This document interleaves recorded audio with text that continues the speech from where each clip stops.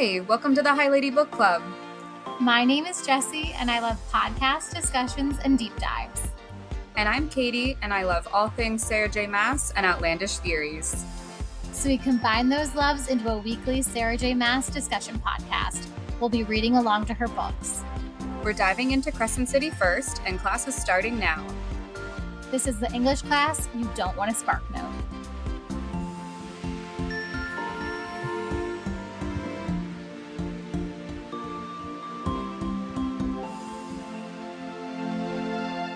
Welcome back to the High Lady Book Club.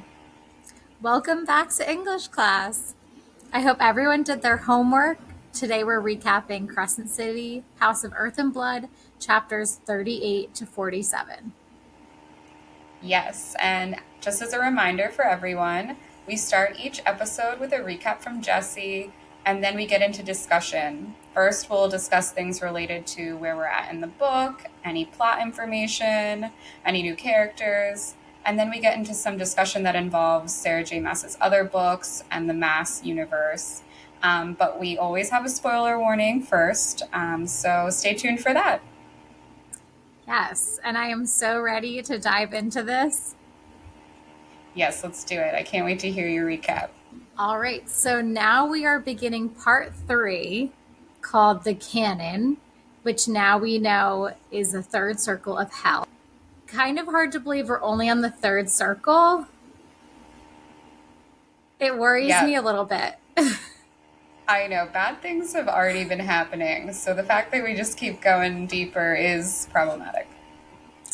Yes. So chapter 38 starts with Hunt and Bryce discussing Sabine as a suspect, and they both agree she has motive. So then they call Isaiah to recount what Sabine said the night that Danica was murdered. Right. And Sabine had said, talking about Danica, she could never keep her mouth shut and know when to be quiet around her enemies. And that Danica should have known better about all of it, starting with that slut of a roommate. Which is in reference, of course, to Bryce. Yes, of course. Chapter 39, Rune meets up with the Med Witch to ask about Luna's horn because he thought maybe modern medical advancements could possibly be the key to fixing the horn. But the Med Witch says she's not sure of any ways to repair it. Rune asks if her queen, Hypaxia, may have an answer. But the Med Witch says that Hypaxia is in mourning for her mother and not receiving visitors at this time, but she's going to be at the summit, and perhaps he could ask her then. But Rune says he can't wait. The summit is a month away at this point in the book. Right, and this is not the first time we've met this Med Witch. She was at the scene of another murder prior, and so he goes to visit her. And every single time, we just keep not getting this woman's name, which is a red flag to me. So throughout this whole set of chapters, it's always like, oh, I didn't catch your name. And I think that's just interesting to point out. Yeah, that is a good point that I didn't pick up on. We just know her as the Med Witch that's been around. So chapter 40 starts with Hunt and Isaiah on the roof of the gallery while Bryce is working. They're talking about the case, and Hunt shares that they're thinking Sabine may be the murderer. And Isaiah's basically like, if you are wrong, if you wrongly accuse Sabine, Micah is going to find you like responsible. Like you're going to go down for that. Yeah, because we have to remember that Sabine is pretty powerful. She is basically the prime apparent, which is the head of all of the wolves. And I don't think you just want to go calling somebody like that a murderer. So you better have more proof than normal. Exactly, because at this point, they don't have solid evidence. Right. I did love that while Hunt and Isaiah are on the roof, Bryce is texting Hunt and says, the gallery roof isn't a pigeon roost, you know? And I also love that she changed her contact name in his phone to Bryce Rocks My Socks. It was like a very cute, innocent, flirty thing. that felt present day, but at the same time, I haven't thought of doing anything like that since I was in like middle school. Yeah, no, that's so true. I feel like it's a cute, you know, way of like remembering that they have phones. And I feel like she's really trying to push, he probably didn't have much of a childhood or a life. And so she's doing all these like funny things like, wow, you have nothing of interest on your phone. Like, let me just do all this weird stuff that maybe you would do in middle school. That's how I've taken it. Aw. But it definitely just seems silly. I don't know. Oh, that's cute. I like that interpretation. So Hunt and Bryce go to meet with Victoria, who says she has information and says that she spotted a summoning through temperature fluctuations in Moonwood the night before. And the camera footage actually got a tiny image of the claw of like the Right. crystallos. And Vic was also able to map that the fluctuation was around the den, which is the home of the Pack of Devils and Sabine. Right. And she also kind of kept tracking it and found that the last place she could locate it was at the Rose Gate in Phiro. Yeah, that's pretty interesting. Rose Gate is in Phiro, which is the Fae territory. So that's giving me Autumn King vibes as well. And I also just thought that the specific temperature fluctuation dip was interesting. It was 77 degrees, I'm pretty sure. And that's, like the holy number 7 keeps coming up. So I don't know. I thought that was just an interesting little tidbit. Yeah, that is interesting. And also that it's like colder than a normal. Right. It's giving cold, dark, hell vibes. So naturally, Bryce and Hunt go to Rosegate, of course. I mean, they are trying to track the demon. And Mm-hmm. they're kind of looking, they don't really see anything. And Hunt kind of thinks about their theory about the power lines and says that maybe they were wrong about the reason that the demon was being spotted off central streets. Maybe it didn't have to do with the power from those streets, but it was about the sewer system that's underneath those streets. And then they're like, well, the sewers lead to the Eastros River. So Hunt decides that they should talk to one of his many waters contacts. So they head down to the river. I also thought at the end of this chapter that was cute that Hunt says, I have fun with you, Quinlan. Despite how terrible this case is, despite all of it, I haven't had fun like this in a while. And I I was know. I like, thought that was so cute. yeah, I was like, that's really cute. But it's also really sad that a murder investigation is like the most fun that he's ever had. I didn't even think of that. That's so true. It's like, wow, I'm just having the best time hunting down this serial killer demon with you. I know. I feel like it just really shows how like bleak this angel's life is. Honestly, though, he's had, yeah, probably one of the worst lives that I've read about. So it's pretty bad. Yeah. And to be fair, Bryce does seem like a fun, albeit really depressed person at this point. True. But she does say, like, she responds with, hang with me, Athalar, and you might get rid of that stick up your ass after all. I know. She's so, like, witty and funny. I do love their banter. So, chapter 42, they go down to the Eastros River and we learn more about the Mer City and Mer people. And it sounds like they're a group of people that party really hard, Yeah. at least from Bryce's university days. She recounts that. It did kind of remind me of some club swim people I knew from my college days that also partied extremely hard. So, It rings a bell. A couple people come to yeah. mind. So at the river, they meet Therion Ketos, Hunt's old friend, who is very flirty with Bryce. Of course, every male in this universe is. And Yeah. he's the captain of intelligence for the River Queen. Yeah. Unfortunately, Therion doesn't really have any information for them, but he does say he'll keep an eye out and will warn his queen about the Crystallos. Right. In this chapter, we also learn about the fuzzy little otters that are in reflective yellow vests, who are the tech-free messengers in Crescent City. Yes, I love the little otters. They're so much fun. They did sound super cute, and Bryce loves them. She said it's part of the reason that she moved to Crescent City. So, Yeah, specifically the otters. They kind of remind me of the owls in Harry Potter. oh my gosh, I didn't even think of that. Yeah, just these cute little animal messenger things. Oh, that would be fun if you had your own. But these seem more like the post office. Like Yeah.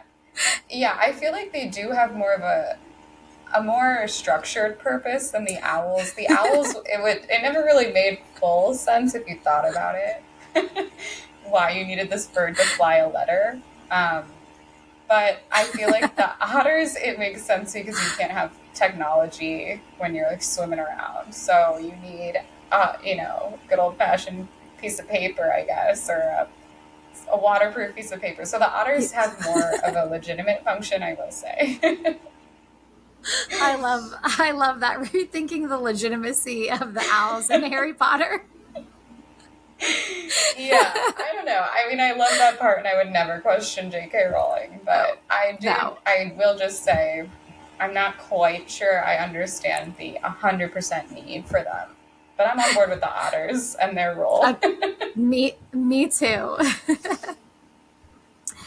At the end of this chapter, Hunt and Bryce decide they need to go to Sabine at this point for more information because they're kind of stuck.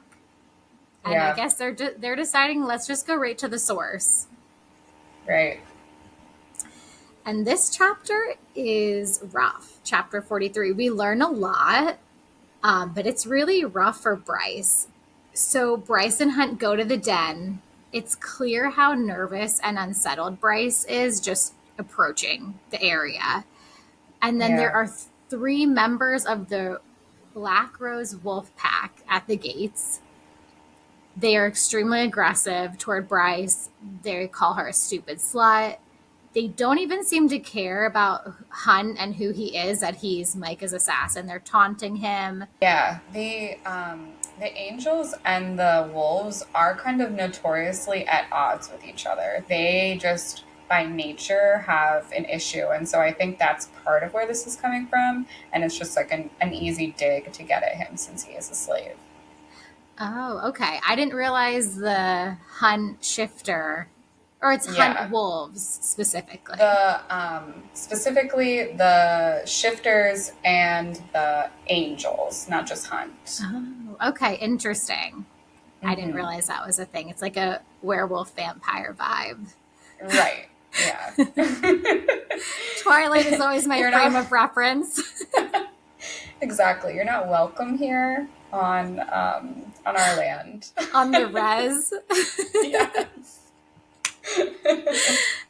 Always find a way to put a Twilight reference in. um, Yeah.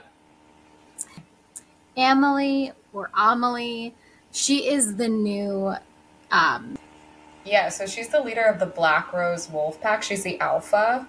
And this pack has kind of taken the place of the Pack of Devils as the top ox unit for the wolves. So she's kind of the new Danica, or at least that's what she would like to claim, but she will never actually hold that place because she's nowhere near as powerful or as badass as we will learn.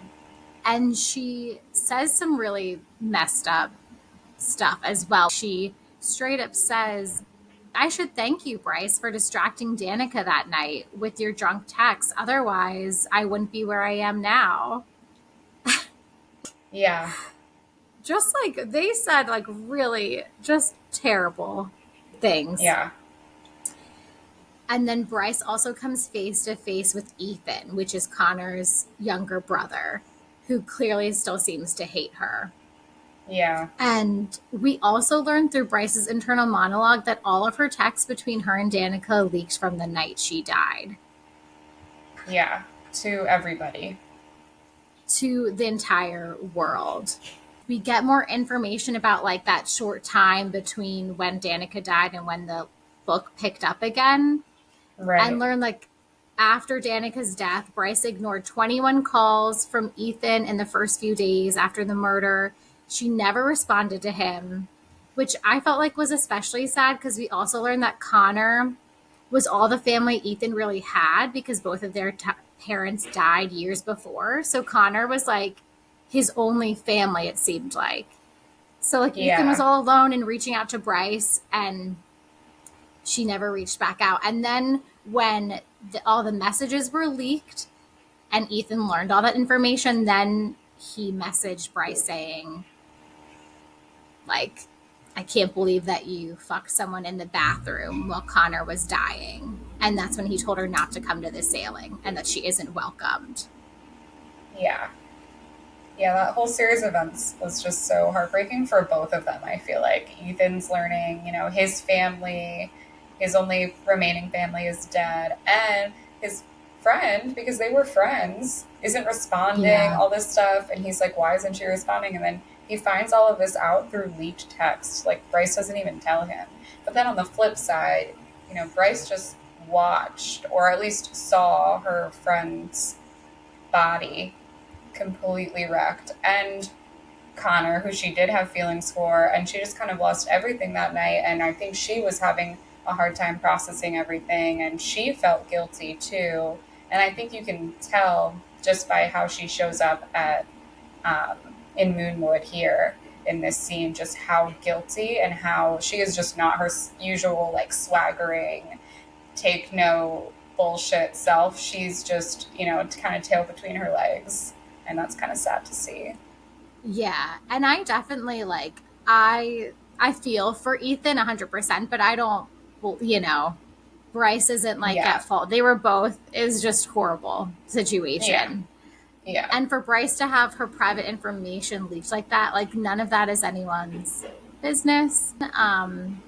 They do get to Sabine eventually, and she says you have nerve showing up there, and asks where the hell her sword is. Of course, her go-to line. The only thing she wants to know about in the wake of her daughter's murder and the investigation reopening. Yes. Bryce ignores her. They start to question her about Danica's whereabouts the night of Luna's horn was stolen.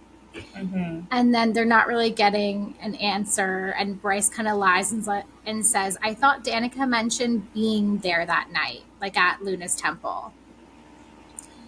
And the night that it was stolen. And Sabine goes, it's hard to remember, isn't it, when you were high, drunk, and fucking strangers? I just Yikes. feel like Bryce is just getting like hit after hit of like, just like, I really felt so horrible for her reading this. I know. Like just kicking someone while they're already down just over and over again. Just everybody who you maybe used to care about. I guess she never cared about Sabine, but all of these people just, bringing straight up to your face your like most regretted moment. Yeah, the things Over and that over. like clearly she feels the guilt. She hates herself in a way for all of it, and everyone is just harping on her Yeah. the worst, yeah, nights of her life. They end up like leaving. They don't really get any information from Sabine. Right. And Bryce leaves, and on their way out, she warns Ethan about the murders that are going on, tells him to warn the pack, and Ethan kind of says you never deserved him, referring to Connor, as they're walking out. And it's kind of like the final blow to like just an already terrible uh, Yeah. time for her.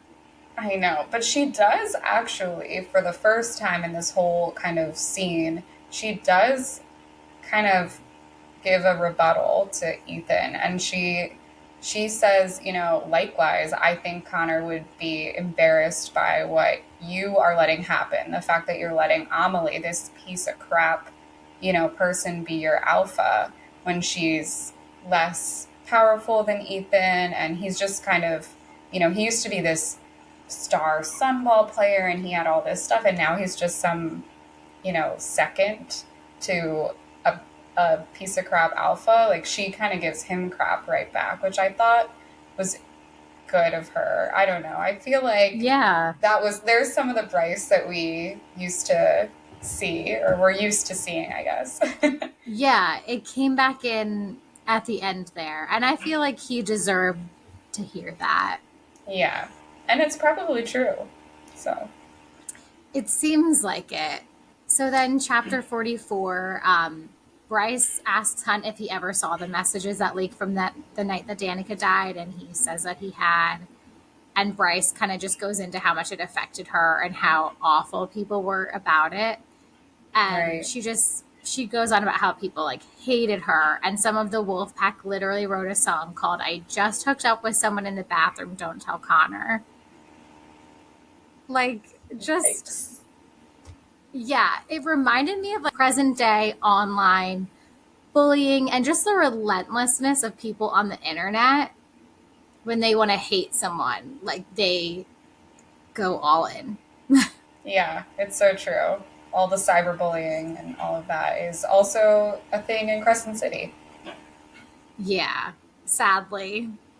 Yeah. We get from Bryce's internal monologue that she was at like a very dark place at this time, like understandably. And we learn that Juniper saved her life one very dark night. They haven't talked about it since, but we do get a little bit more insight into that time when the book jumped ahead. Hunt, in his internal monologue, he doesn't tell this to Bryce. He recounts Danica's sailing, which he did attend, and found out that she was welcome to the Bone Quarter. And he wonders if she or some part of her is roaming the island, and if Danica's aware that her best friend is doing anything she can right now to try and find her murderer. Yeah. Yeah, it kind of begs the question, what is the Quarter and what goes on there? Are they aware of what's going on here in the rest of the world? Are they just completely isolated? I don't know. We have no idea. Yeah, it gives me hope that Hunt is theorizing that part of her maybe is there. So maybe we'll get a chance. Who knows? Yeah, maybe. I don't know. Chapter 45, Hunt is going to a bar to meet up with some of the Triari, something he's never done, but another angel kind of takes the bodyguard duty for Bryce, watching her at her apartment, and she promises she'll stay put for the night. She reaches out to Juniper, who's busy with dance. She calls Fury, who doesn't answer, like she hasn't been all this time. And she just has that like sucky feeling when you like want a friend and like nobody's there. So Yeah. naturally she's like, I'm leaving. Naomi, who's babysitting Bryce, tracks her to Phiro and calls Hunt, who comes to find Bryce. And he's not upset that she broke her promise. He's just concerned about her. And they are starting to have this like kind of intimate moment where it seems like they might almost kiss. Hunt is obviously distracted because they're both kind of like giving each other the eyes, is how I read that. And then, so he doesn't notice the rustling in the bushes behind them until the Crystallos crashes right into him and bites him in the shoulder. Yikes. Yeah, not good. So chapter 46 opens with Hunt shoving Bryce out of the way. Bryce quickly calls for help, and Hunt and the Crystallos are fighting. But when the Crystallos bites Hunt, his lightning power just dies out entirely. Yeah, kind of wanted to throw in here. When we're just kind of looking and considering Bryce and Hunt as endgame and mates, a common theme with all of the mates is always that they literally will do anything to keep the other person alive. So I think this is interesting in a potential theory that they are, in fact, mates. Yeah, I mean, he's had a choice between protecting himself or getting Bryce out of the way, and he chose her. Yeah. It's just a common theme in many of her books, so I think that's important to highlight here. Okay. Um, Bryce grabs Hunt's gun. She tries to shoot the Crystallos, but she misses. And the Crystallos then kind of becomes distracted going after Bryce, and Hunt's able to grab his knife and kill the Crystallos. The Triari and the medics arrive on the scene. A Medwitch tends to Hunt, who seems to be the same Medwitch that we've been seeing, that we still don't know her name. Right. This mysterious Medwitch. Yes. And Micah shows up and he demands to know what happens, while Hunt is like still being treated like he's just like what, doesn't care that about Hunt's health or anything. He's like, this can't get out to the press. We have to burn the body. He burns the body, and Hunt's like, we needed that for evidence. Micah is like, no, we can't have any trace of this. Whatever. And this is when Bryce starts to think that like things just aren't adding up. Like they were able to kill the Crystallos like fairly easily. I mean, I guess for like an assassin of demons and like a sharpshooter or whatever. Right. But the entire pack of devils and Danica, who were extremely powerful, were just completely like shredded to death. So she's like, something isn't adding up. Yeah, she's kind of questioning at this point, could the Crystallos really have killed the entire pack of devils? Like, this is it? This is all this thing is? So, yeah, I don't know. It's interesting. Yeah, especially with how powerful Danica was, and that it's a whole pack of people, and that Hunt and Bryce could have done it. Mm-hmm. Yeah, so Hunt also tells Micah about his theory about Sabine, and Micah basically says, come back when you have concrete proof, because they don't at this point. Right. Chapter 47, Hunt flies Bryce back to the roof of her apartment, and they have this very intimate embrace on the roof while it's like pouring rain. It's very romantic, I guess. Hunt is like nuzzling her neck. She's holding him very tightly. And then the door to the roof swings open. And Sabine says, back the fuck up. And that's where the chapter and our recap ends. Unfortunately, we are on a cliffhanger, as we frequently are. Yeah. Yeah, so that was a lot of information. We definitely have to dive into this cliffhanger, but maybe we take a quick break and then we can come back and talk about Jessie's theories on what could happen next. Yes. Sounds good. All right. Should we jump back in? Let's do it. Okay. So we just left off. Sabine did kind of cockblock us on the roof. They were maybe going to have a moment, and then she ruined it. But so, yeah, I'm curious to hear your thoughts on what Sabine is doing here. Well, she has been my top suspect. Yeah. And her showing up on the roof, I mean, is she there because she knows they're onto something? Right. And she's there to like, I mean, she's catching them off guard when they're vulnerable. So I don't think it's going to be good. I mean, I feel like she's still my top suspect, and I don't know what she's going to be doing exactly, but it looks like she's going to be threatening them somehow. Sabine has been your top suspect for a while now, but Bryce and Hunt seem to have finally gotten on board on Jessie's train of thought. So in this series of chapters, we get a lot more information on Sabine and we start digging. And I feel like we have some key pieces of evidence that are strengthening this theory that it's her. We have that there was the 77-degree drop, where the temperature drop, where it's possible a demon was conjured in Moonwood, which of course is where Sabine is. Also, we saw the crystallos there too. We saw a piece of its claw. So that's a big piece of evidence. Um, and also, she just flat out, you know, kind of lied to Bryce in her response when she was saying, I don't know. Well, she just deflected. She refused to go into detail about where Danica was or admit it or anything like that. So those are two interesting pieces of evidence, I think.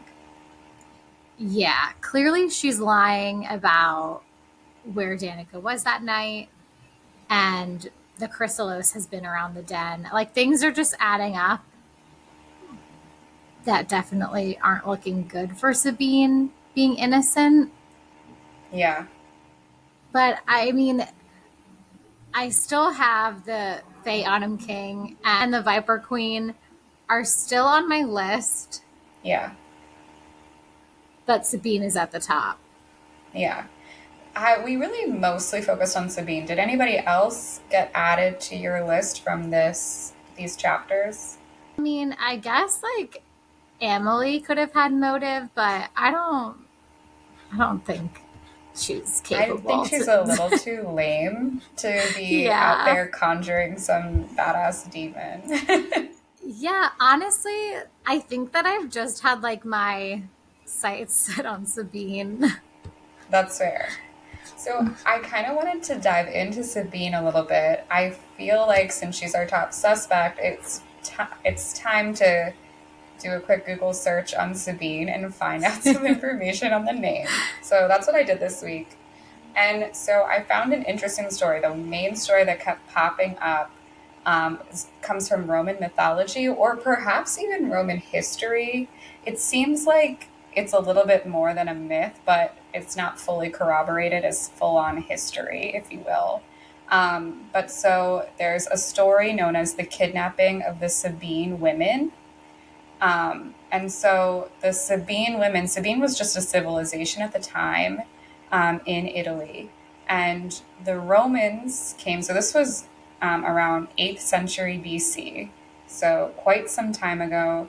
Romulus was the first king of Rome, and he held a festival with the intention of stealing women to become the Roman men's wives, because I guess there were just a lot more men in Rome, and they tried to have intermarriage between other cities, and all the other cities were like, absolutely not, you're not allowed. So he does this whole elaborate thing where he hosts a festival, invites people, and then they literally steal women to become their brides. Oh my god. Those So poor I don't really women. know how. I know, right? It's kind of insane. I don't really know how this fully ties into our Sabine. Um, but that was just the myth that kept popping up again and again. So the thing I'm thinking is like, who is Danica's father? Is sort of the thing I'm thinking right now when I'm thinking about this myth. Yeah, because we haven't talked about Danica's father like at all. No, we don't know who he is. There's no mention. We don't even know if Bryce knows who he is. Like, we don't know if he's dead, if he's just. A, I mean, I wouldn't imagine he was like a deadbeat, but maybe. I don't know. Yeah, we have no idea who he is. So I think Hmm. that maybe this myth is kind of bringing that up. Maybe he is somebody interesting that we'll learn about. But otherwise, I came up pretty empty handed on meanings that could help us out as to why she would have potentially killed her own daughter. I've got nothing on that. Yeah. I guess there's nothing in the mythology this time, at least that we Yes, found. exactly. Um, but she's definitely still high on our suspect list. I think she's top. She's looking pretty suspicious. Another character that we kind of got to see in this series as well was Syrinx. So that's Bryce's chimera. And we see a little bit, he does not like the rain. We learned that. I loved that scene. That just reminded me of my parents' stubborn dog. I love Oscar. Just like so stubborn. I loved Yeah. that detail for Syrinx. Yeah, so Syrinx is Bryce's chimera that Bryce bought his freedom from Jessica. And I did a little Google search on Syrinx as well. And in Greek mythology, Syrinx was a nymph and a follower of Artemis. So Syrinx was someone who liked to hunt with bows and arrows and was known for her chastity, at least in Greek mythology, as this nymph. And I think that this is relevant because when we think back to the myth about Orion, and again, Hunt's actual name is Orion, Artemis was Hunt's lover. And so I think maybe this is an idea, this is supporting this idea that maybe Bryce represents Artemis in some ways because Syrinx is her pet and Syrinx, the nymph, was a follower of Artemis. So it's kind of tying those two together. And I'm not liking where that leads me to go down because also Artemis ended up killing Orion in the myth. And so I'm a little terrified that Bryce is going to kill Hunt now. I'm really kind of feeling like that could happen. Oh no. Yeah, I remember in one of our previous episodes when we broke down that myth, and we did kind of theorize that could be one of the possibilities. Yeah. They're lovers, and then Artemis maybe ends up killing Orion. I hope it's not true, but I know. I feel like this does support that. Like, Yeah. it's just It at really least all tying ties in. it. Yeah. It all ties it together for sure. We also met someone new this chapter. We met Therion Ketos. And so I also just did a quick search on his name. And so I think the most relevant part was his last name, Ketos. That is an ancient Greek word that means a huge sea monster, which I think is fitting because he is a mer and he's described as kind of having these tiger stripes. He definitely sounds kind of intimidating and such. Yeah, I probably didn't give him justice. I pictured him as like a mermaid with like tiger stripes. Like Little Mermaid vibes. Yeah, like more like King Triton vibes, but like Okay, with the tiger stripes. that's fair. That's fair. Honestly, I kind of feel like that's what I pictured too, but maybe a Okay. little bit more threatening. I don't know. Yeah. King Triton had a lot of muscles, if I He remember he was correctly. very muscular. I mean, he was definitely a DILF. He was. He was. His hair was flowing. Um, I don't know. But anyway, so Therian is also, I didn't find anything specifically related to his first name, but there is something about a Therian with an E, Therion. That's a Greek constellation. And so the only reason that kind of sticks out to me is because we're talking a lot about stars, constellations, space, and a lot of information around that.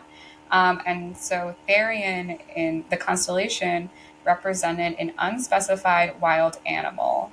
And the Romans called it a bestia or like a beast. And it was impaled on a long pole held by a centaur. So it's kind of this centaur killed this Therian beast creature.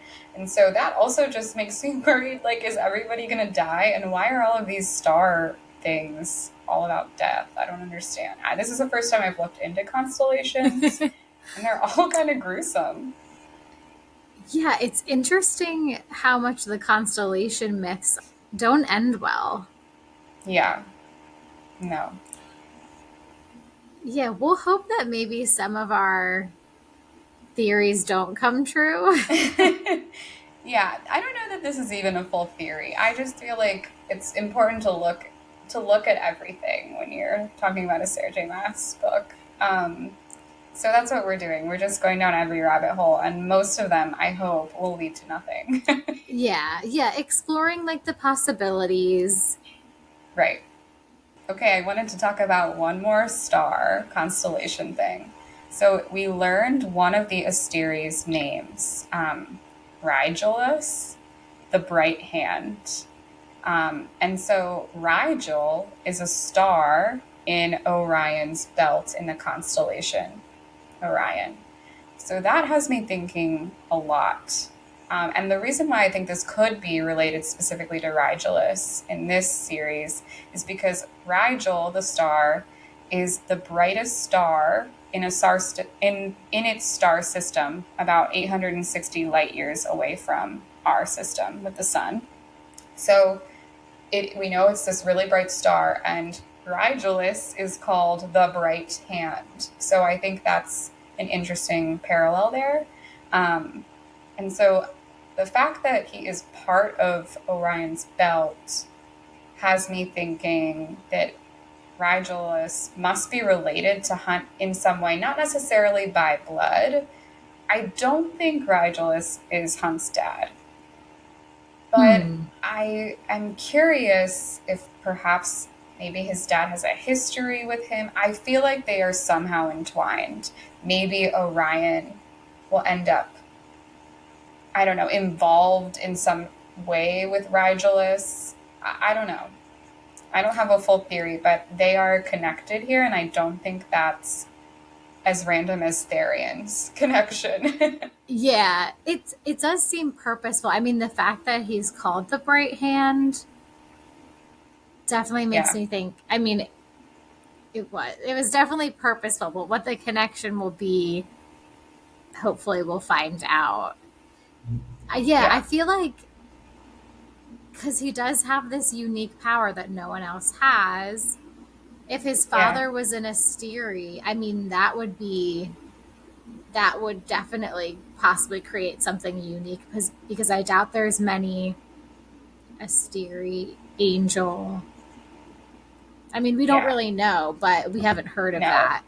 We do know that the Asteri created the angels, but we don't know how. Like, it's never explained that they're like offspring by any means. So yeah, I don't know. Knowing like mythology stuff, it would not be far-fetched that they would create something and then have sex with this is whatever true. they created. This is a good point. Mythology is pretty insane. Yeah. Yeah. But I think that's everything that I wanted to discuss through these chapters. The rest, I think we need to get into the Maasverse a little bit. Yes, I love this part. So if you have read Sarah J Maas's other series, A Court of Thorns and Roses and Throne of Glass, if you've read both of them completely, join us after the break where we talk about our Maasverse discussion. Yeah. All right. Should we jump into Maasverse? Yes. Okay. So first and foremost, I just have to mention, in chapter 40, we get yet another mention to the color of Bryce's nails. Her nails are described as dusky, and I'm still sure that the Dusk Court exists. I feel like I'm just fully on board with this as well because the dusky nails have been mentioned a lot. Yeah. Enough that it really makes me think. I'm just fully on board with the Dusk Court at this point. Yeah. And if you'll allow me to dig us a little bit deeper down this hole. Please do. I would like to add in Jelly Jubilee as evidence for my theory on the Dusk Court. Oh, okay. Interesting. I would not have put that together. Yeah. So could you just give us a quick recap on what Jelly Jubilee is? So Jelly Jubilee is a Pegasus, a unicorn Pegasus. Yeah. That Bryce has a collection of various. Yeah. But Jelly Jubilee is a special purple one that is very near and dear to Bryce.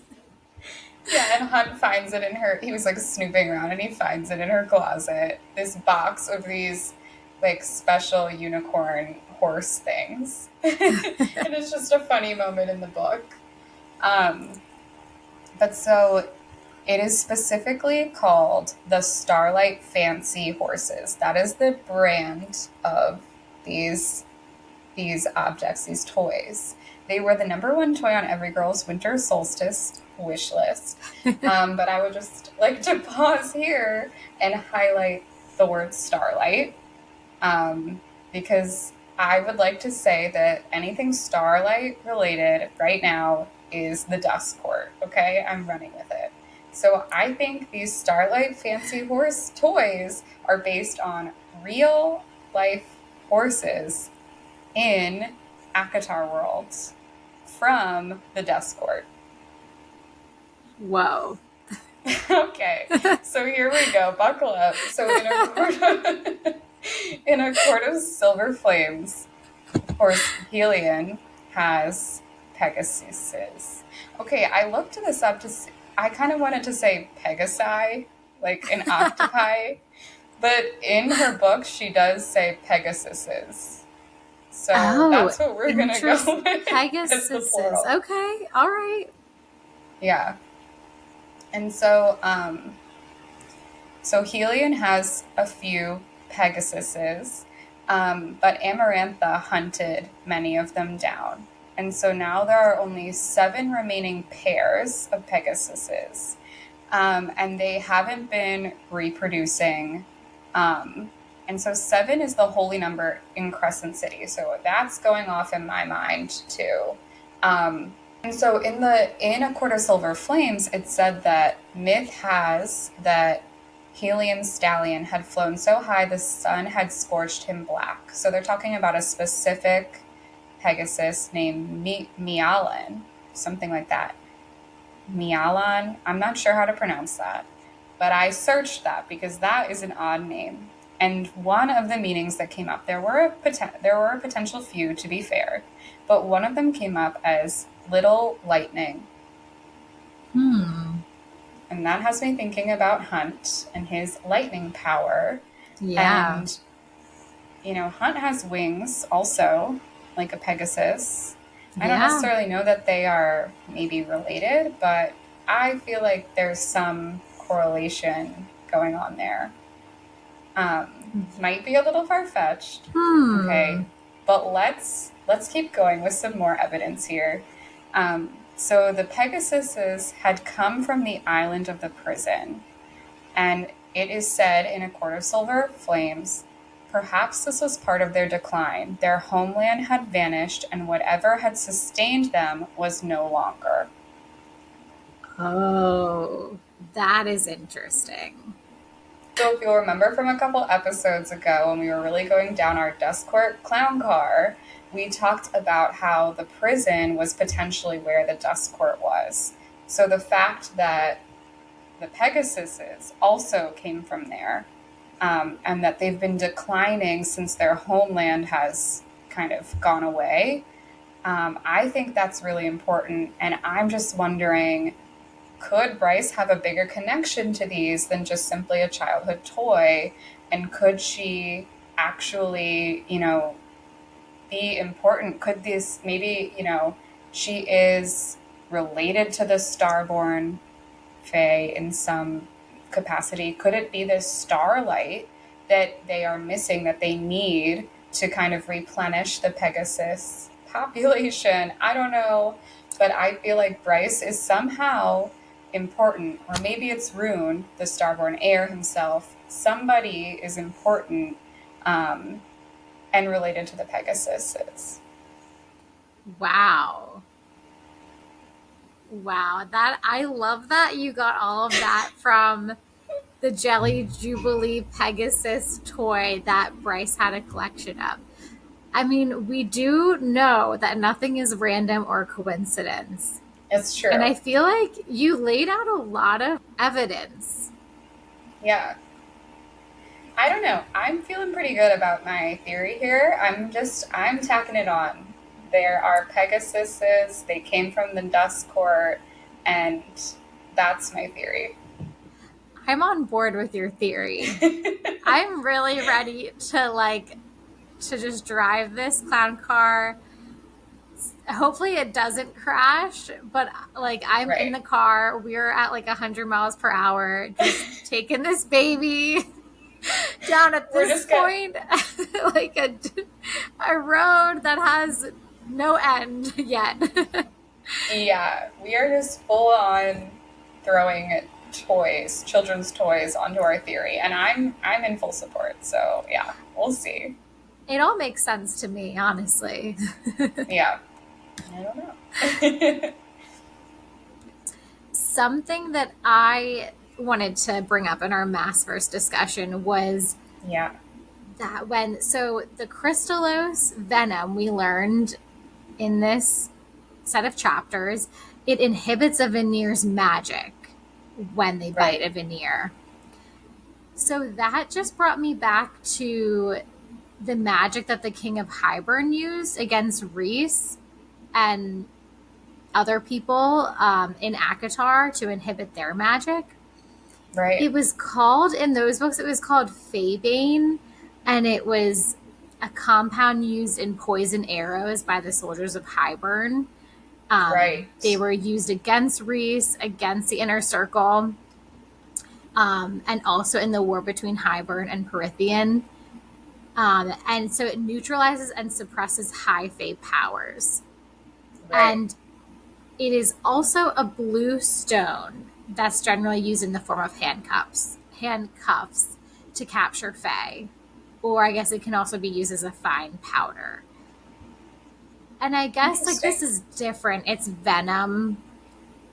But it really just brought me back to this type of power that can be extremely dangerous because it takes away all of the power. And I don't know, I just thought that maybe there could be a connection there.